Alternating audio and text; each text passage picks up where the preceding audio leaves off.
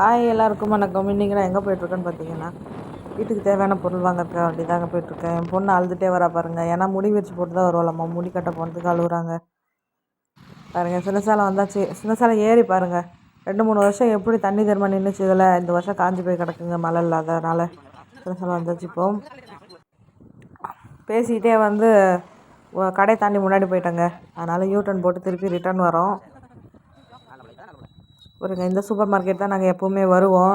ஏன்னா சூப்பர் மார்க்கெட்டில் ஏன் பொருள் வாங்குகிறோன்னா, சூப்பர் மார்க்கெட்டில் பொருள் வாங்கும்போது நம்ம வாங்குகிற பொருளுக்கெல்லாம் பாயிண்ட்ஸ் கிடைக்குங்க. அந்த பாயிண்ட்ஸ் வச்சு நம்ம லாஸ்ட்டாக நம்ம 100 பாயிண்ட் ஆகிடுச்சுன்னா அந்த 100 பாயிண்ட்டுக்கு ஏற்ற மாதிரி நம்ம பொருள் வாங்கிக்கலாம். பிளாஸ்டிக் ஐட்டம்ஸ், மாப்பு, தொடப்பம், மேட்டு இந்த மாதிரி உள்ளதெல்லாம் வாங்கிக்கலாம். பாருங்கள், என் பொண்ணு அவசர அவசரமாக வந்து கடைக்குள்ளே வந்து ட்ராலி தள்ளிட்டு வந்துட்டாங்க. பொருள் அது இது எடுத்து சேட்டை பண்ணுறோன்னு சொல்லி அவங்க அப்பா திருப்பி ட்ராலியில் தூக்கி உட்கார வச்சிட்டாருங்க. இது வீட்டுக்கு தேவையான பொருள்லாம் வாங்கிட்டு வீட்டுக்கு கிளம்பியாச்சுங்க. பாருங்கள் என்னென்ன வாங்கியிருக்குன்னு. ரொம்பலாம் எதுவுமே வாங்க கிடையாது. ஏன்னா கொஞ்சம் நாள் ஊருக்கு போகிற பிளான் இருக்குது.